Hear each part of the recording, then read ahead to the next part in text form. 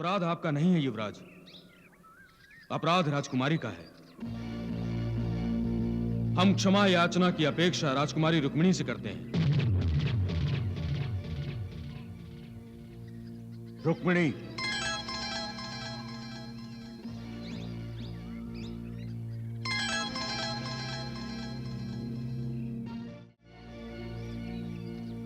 रुक्मिणी, चेदीराज का और अपमान मत करो।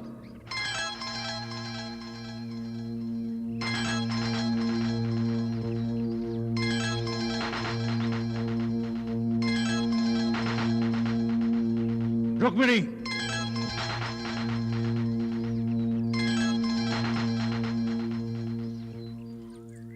चेदीराज, मैं क्षमा चाहती हूँ।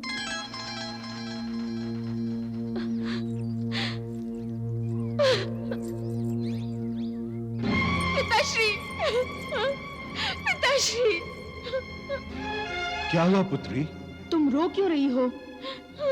ये रो नहीं रही है, रोने का नाटक कर रही है।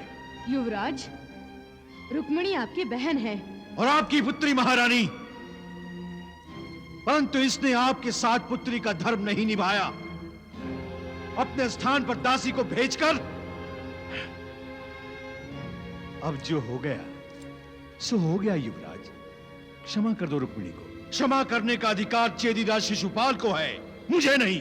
किंतु वो तो चेदी देश चले गए। आप कैसे राजा है पिताश्री? यदि मैं नहीं होता तो यह विदर्भ देश कब का शत्रुओं के अधीन हो गया होता। आपसे अपने घर परिवार की रक्षा नहीं होती तो अपने देश की रक्षा आप क्या करेंगे? भैया, आप पिताश्री का अपमान कर रहे हैं। अपमान नहीं कर रहा हूं, इन्हें नई दृष्टि दे रहा हूं, नई दृष्टि। जिस दृष्टि के साथ इन्हें यह देखना आ जाए कि चेदीराज और करुष राज गए नहीं, दोनों लौटकर मेरे साथ आ गए हैं राजमहल में। अरे जिस राजा को यह सूचना नहीं कि उसके राजमहल में क्या चल रहा है, उसे अपने राज्य में या अन्य प्रदेशों की क्या सूचना होगी? जिसे अपनों के बारे में कोई जानकारी नहीं, उसे शत्रु के बारे में क्या जानकारी हो सकती है? क्यों तुम अपने पिताश्री को वाह बाणों से घायल कर रहे हो? क्योंकि यह इनके प्यार और दुलार का परिणाम है कि आज इनकी सुपुत्री महल छोड़कर द्वारिका भाग रही थी। द्वारिका? हाँ, द्वारिका। और तनी पूछिए इससे ये क्यों भागकर जा रही थी द्वारिका? और यदि ये भागकर जाने में सफल हो जाती तो क्या कहती आपकी प्रजा? क्या कहते आपके संबंधी और मित्र? क्या कहते आपके शत्रु? यही ना कि जो राजा अपनी बेटी को नहीं संभाल सकता, वो अपनी प्रजा को क्या संभालेगा? अरे जो अपनी बेटी पर नहीं अंकुश लगा सकता, वो अपनी प्रजा पर क्या अंकुश लगाएगा? परंतु यदि रुक्मिणी कृष्ण से विवाह करना चाहती है तो नहीं, नहीं, रुक्मिणी का विवाह शिशुपाल से ही होगा और किसी से नहीं। और उस ग्वाले के साथ तो कदापि नहीं। भैया चुप! आज जो कुछ भी तुमने किया है वो राजद्रोह से कम नहीं। और राजद्रोह का दंड जानती हो? राजद्रोह का दंड है मृत्युदंड। इस रुक्मी को यह अधिकार कहां से प्राप्त हो गया भगवान कि वो देवी रुक्मिणी अर्थात साक्षात महादेवी के साथ ऐसा व्यवहार करे? देवर्षि, यह अधिकार तब प्राप्त हुआ था जब रुक्मी रत्न कुमार था। समुद्र मंथन के समय प्रभु। हां देवर्षि, समुद्र मंथन के समय अन्य रत्नों के साथ महामाया महालक्ष्मी का प्रादुर्भाव हुआ।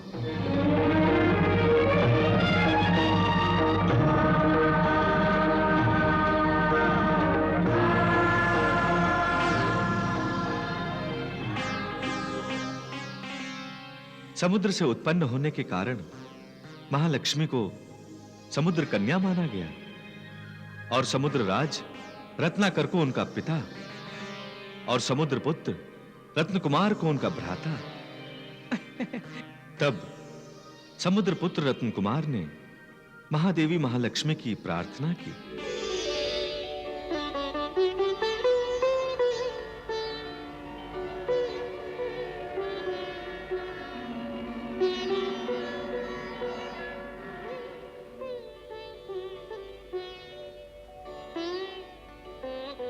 हे महादेवी, हे महालक्ष्मी, आप समुद्र के गर्भ से उत्पन्न हुई हैं, इसीलिए आप समुद्र कन्या हो गई, मेरी बहन।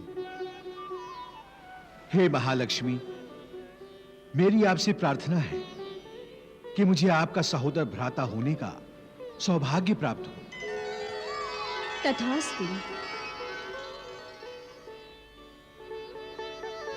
हे समुद्र पुत्र रत्न कुमार, द्वापर युग में हम दोनों सहोदर भाई बहन होंगे। तब तुम मेरे बड़े भाई रुक्मी होंगे और मैं प्रभु की लीला में सहयोग देने के लिए पृथ्वी पर रुक्मिणी के अवतार में आऊंगी। मैं धन्य हो गया माता, मैं धन्य हो गया, मैं धन्य हो गया। देवर्षि, अब आपको समझ में आया रुक्मी का अधिकार? समझ गया प्रभु, सब समझ गया। नारायण नारायण। चल। और एक बात, इस बात का ध्यान रखना, मेरी आज्ञा के बिना यदि तुमने इस कक्ष से बाहर पांव रखा तो विदर्भ का युवराज होने के नाते मैं इसे विद्रोह समझूंगा। और विद्रोह का अर्थ? आप अपनी बहन को मृत्यु दंड देंगे? मैं भावनाओं में बहना नहीं चाहता। मैं अपनी राज्य की रक्षा हेतु सम्राट जरासंध का विश्वास पाना चाहता हूं। और तुम मुझे धोखा दे रही हो।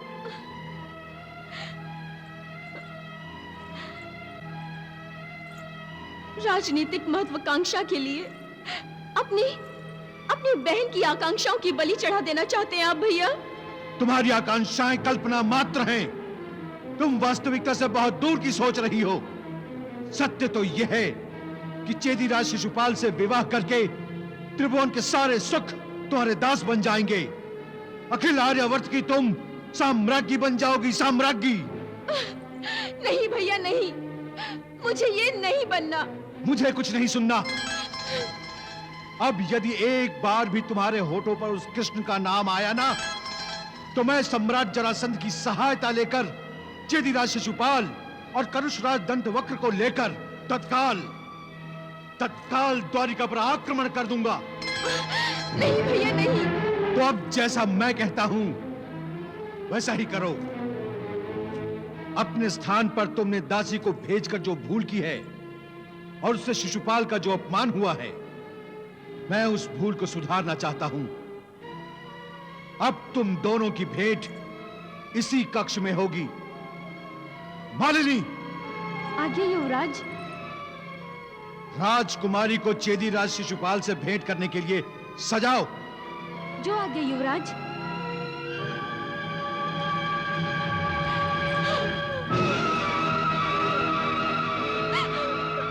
नहीं दंतवक्र नहीं, जो घाव हृदय पर लग जाए वो क्षमा याचना से नहीं बढ़ता। जो रुक्मिणी ने मेरा अपमान किया है वो मैं कभी भूल नहीं पाऊंगा। तो भेंट के लिए हाँ क्यों की तुमने? युवराज रुक्मी की इच्छा तो यही है कि तुम उसकी बहन से विवाह कर लो, किंतु राजकुमारी की ये इच्छा नहीं है। स्त्रियों की इच्छा का क्या महत्व? महत्व होता तो पुरुष स्वयंवर सभा से स्वयंवर इच्छुक राजकुमारी का हरण नहीं करते। और फिर जिस राजकुमारी ने उसे वरमाला पहनाने से ना करती हो, उस राजकुमारी को उसी राजकुमार के साथ विवाह के लिए हाँ ना कहना पड़ता। ये तो बलात्कार हुआ दंतवक्र। तो तुम भी बलात्कार कर लो।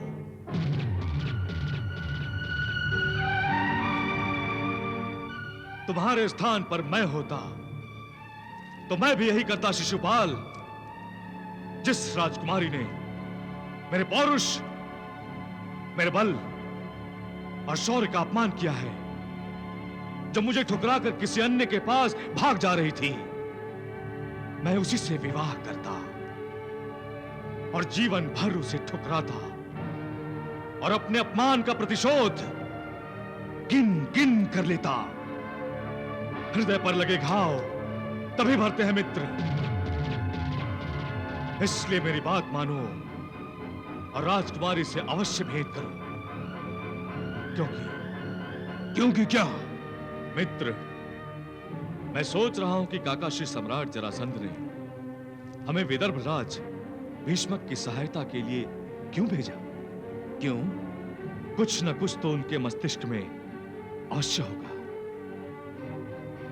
तुम ठीक कह रहे हो दंतवक्र, किंतु एक बात मुझे रह रहकर उलझा रही है कि वो कौन है जिससे रुक्मिणी मिलने जा रही थी? वो कौन है जिसके लिए वो अपने भ्राता और अपने माता पिता के आदेश का उल्लंघन कर सकती है?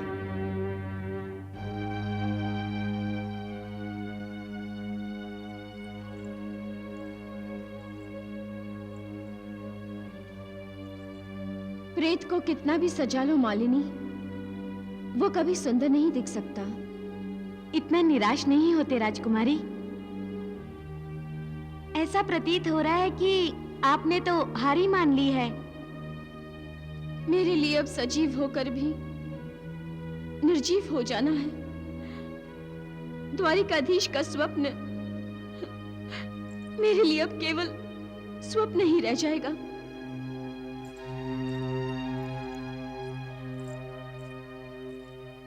राजकुमारी, युवराज रुक्मी चेदीराज शिशुपाल सहित आपके कक्ष में आ रहे हैं।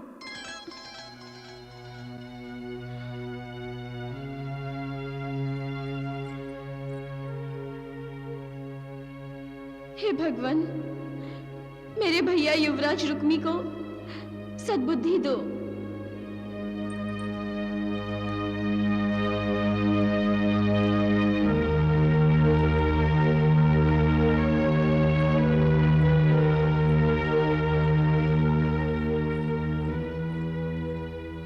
रुक्मिणी,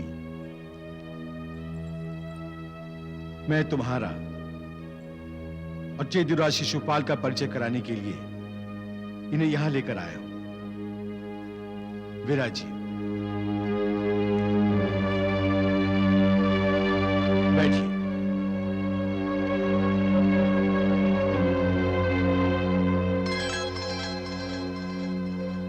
रुक्मिणी,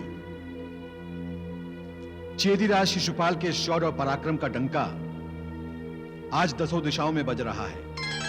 रुक्मिणी, मैं तुम्हारा विवाह चेदीराज शिशुपाल से करना चाहता हूं।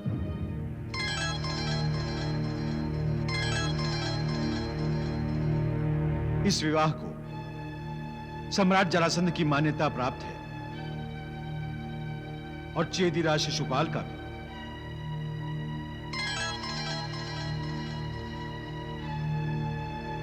चेदीराज, आप और रुक्मिणी यहां बैठकर बातें कीजिए। मैं करुषराज दंतवक्र का आतिथ्य करता हूं।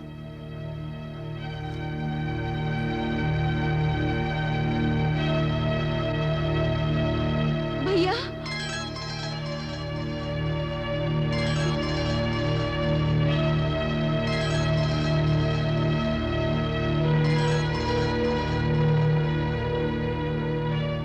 आप आसन ग्रहण करें राजकुमारी।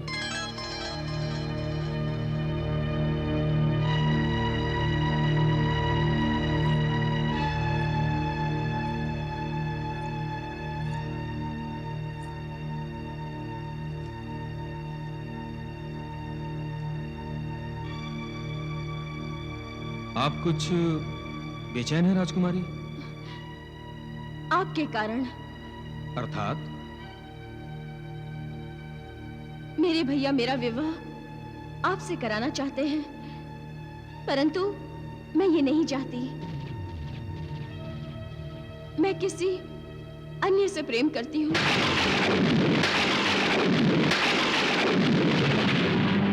पूछ सकता हूं किससे? द्वारिकाधीश श्री कृष्ण से, और मैं उन्हीं के साथ विवाह करूंगी। मैं आपसे विनती करती हूँ कि आप ये विवाह करने से ना कर दीजिए।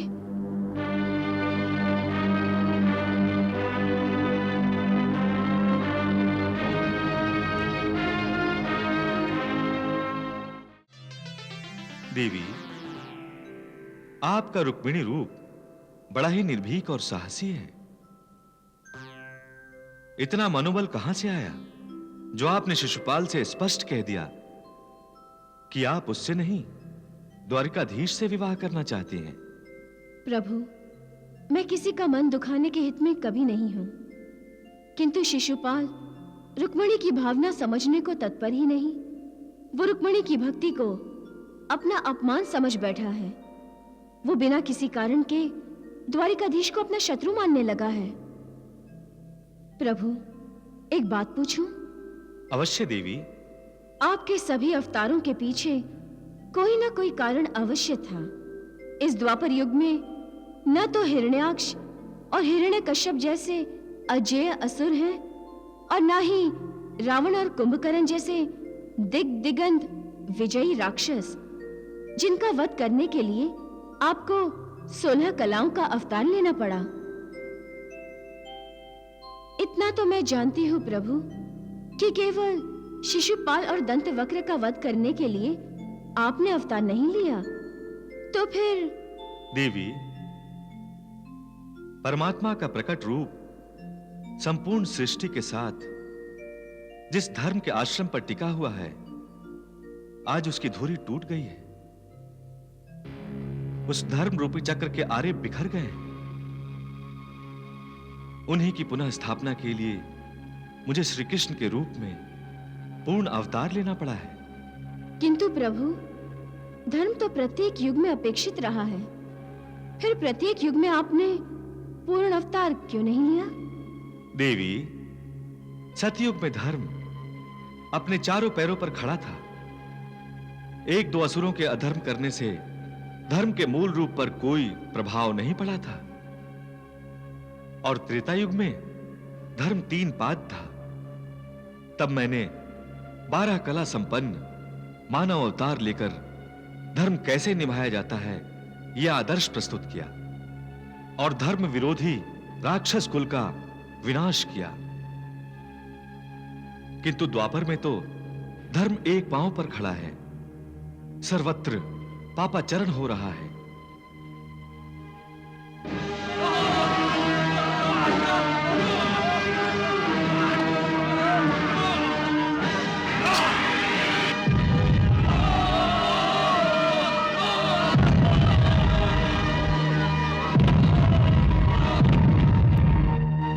देवी, कलयुग द्वापर के द्वार खटखटा रहा है।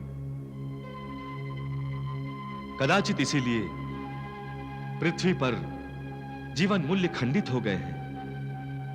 लोग परमार्थ के उच्चासन से गिरकर स्वार्थ के दलदल में फंसते जा रहे हैं। देवी, यदि आप भविष्य में झांक कर देखेंगी तो आपको पृथ्वी लोक अधर्म और अन्याय के अंधकार से ग्रस्त दिखाई देगा। देवी, कलयुग का प्रभाव भी इतना भयंकर है कि कलयुग के आने से पूर्व ही अनर्थ का ज्वालामुखी अपना मुंह खोल देगा। भाई भाई का वध करेगा, पुत्र पिता का और शिष्य गुरु का वध करेगा। स्वार्थ इतना प्रबल हो जाएगा कि हर नाते हर संबंध लहू में स्नान करते दिखाई देंगे। अधर्म का पलड़ा इतना भारी हो जाएगा कि लोग भ्रमित हो जाएंगे। वो मार्गदर्शन की उपेक्षा करेंगे। वहां मेरा श्री कृष्ण अवतार उन्हें गीता का दिव्य उपदेश देकर उन्हें सन्मार्ग का दर्शन कराएगा। यदा यदा हि धर्मस्य ग्लानिर्भवति भारत अभ्युत्थानम धर्मस्य तदात्मानं सृजाम्यहम्।